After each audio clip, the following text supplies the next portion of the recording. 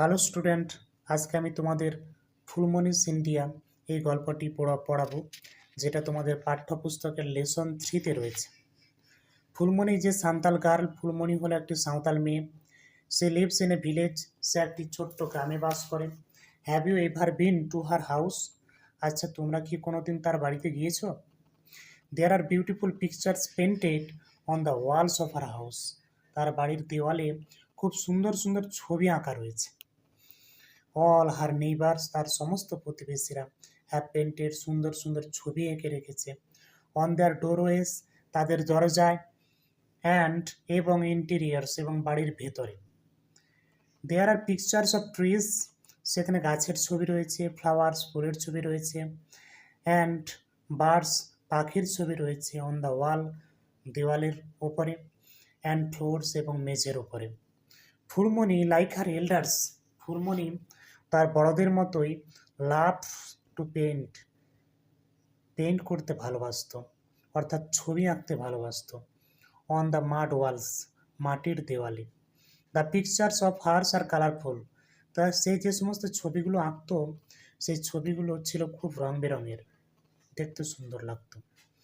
আর teachers told her, তার শিক্ষক মহাশয় বলেছিলেন, দ্যাট যে ইভেন ইন এনশিয়েন্ট ইন্ডিয়া, এমনকি প্রাচীন ভারতে, people use to paint inside the caves, লোকেরা গুহার ভেতরে ছবি আঁকত।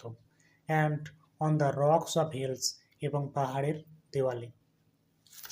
The rock paintings of Bhimbetka are more than 20,000 years old. ভীমবেটকার যে সমস্ত গুহার চিত্রগুলো ছিল, সেগুলো প্রায় 20,000 বছরেরও পুরানো। They are red, white, green or yellow in colour, সেগুলো লাল রঙের ছিল, সাদা রঙের ছিল, সবুজ রঙের ছিল এবং হলুদ রঙের ছিল। Phulmani has never been to Bhimbetka to see the rock paintings of ancient man. প্রাচীন মানুষদের আঁকা এই ভীমবেটকার চিত্র ফুলমণি কখনোই দেখতে যায়নি। বাট কিন্তু she has heard stories about the famous rock paintings from her teacher. কিন্তু সেই বিখ্যাত পাথরের চিত্রের গল্পটা শুনেছিল তার শিক্ষক মহাশয়ের কাছে। ওয়ান ডে, একদিন, her teacher showed her a picture, একদিন তার শিক্ষক মহাশয় দেখিয়েছিল, আর তাকে এ পিকচার, একটা ছবি দেখিয়েছিল। সি কেম টু নো, সে জানতে পেরেছিল, দ্যাট যে it was the pictures of a very famous cave paintings of our country. আচ্ছা, she came to know, সে জানতে পেরেছিল, দ্যাট যে it was the pictures of a very famous cave painting, এটা ছিল একটা খুব বিখ্যাত গুহার চিত্র, অফ আওয়ার কান্ট্রি, আমাদের দেশের। Do you want to see that painting? আচ্ছা, তুমি কি সেই ছবিটা দেখতে চাও? হিয়ার ইট ইজ, এই দেখো। তোমাদের ডান দিকে যে ছবিটা দেওয়া আছে, দেখতে পাচ্ছ তোমরা তোমাদের পাঠ্যপুস্তকের, সেই ছবিটার কথাই বলা হয়েছে। This is one of the paintings found in the Ajanta caves, এই ছবিটা খুঁজে পাওয়া গিয়েছিল অজন্তার গুহাতে। ইট ইজ এ ফ্রেস্কো, এটা একটা দেওয়ালে আঁকা ছবি। ফ্রেস্কো মানে দেওয়ালে, পাথরের দেওয়ালে আঁকা ছবিকে ফ্রেস্কো বলা হয়।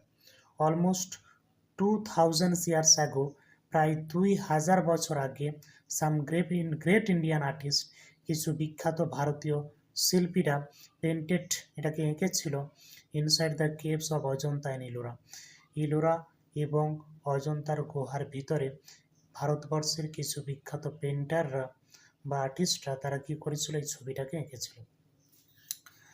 Hour country is the home to many religion, আমাদের এই দেশটা হচ্ছে বহু ধর্মের দেশ। Hinduism, Buddhism, Jainism appear together in the sculptures of Ellora. Hindu ধর্ম, বৌদ্ধ ধর্ম এবং জৈন ধর্ম, সমস্ত ধর্ম বা সমস্ত ধর্মের সমন্বয় লক্ষ্য করা যায় ইলোরার গুহা চিত্রে। ডাউন দ্য এজেস, যুগ যুগ ধরে, মেনি গ্রেট আর্টিস্ট, অসংখ্য মহান যে সমস্ত ভারতীয় শিল্পীরা রয়েছেন, পেন্টেড, এঁকেছিলেন, ইনসাইড মেনি আদার টেম্পলস, অনেক মন্দিরের ভেতরে, and churches of our country, আমাদের দেশের চার্চগুলোতে। অর্থাৎ আমাদের প্রাচীন ভারতে, আমাদের দেশে যে সমস্ত মন্দিরগুলো ছিল, চার্চগুলো ছিল, ভারতীয় শিল্পীরা সেই সমস্ত মন্দিরের দেওয়ালেও ছবি এঁকেছিল।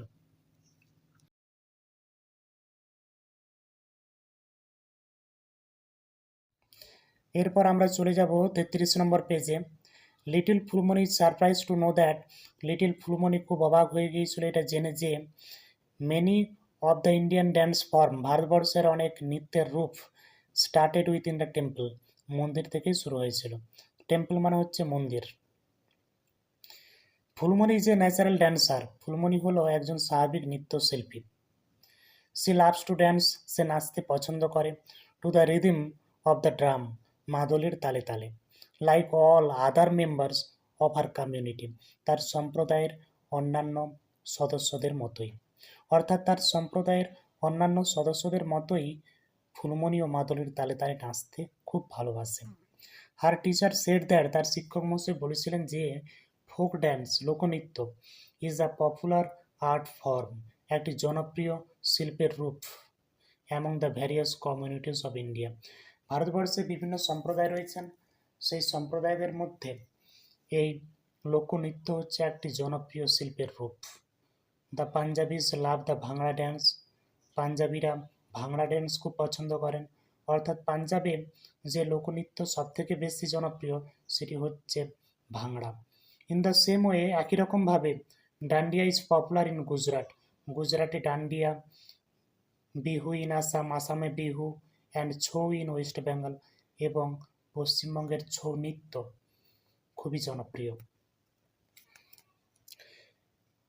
Phulmoni loves to watch Chhau dance, Phulmoni খুব দেখতে পছন্দ করত ছৌ নাচ, পারফর্মড ডিউরিং ফেস্টিভ্যালস, যেটা সাধারণত উৎসবের সময় পারফর্ম করা হতো, নাচা হতো।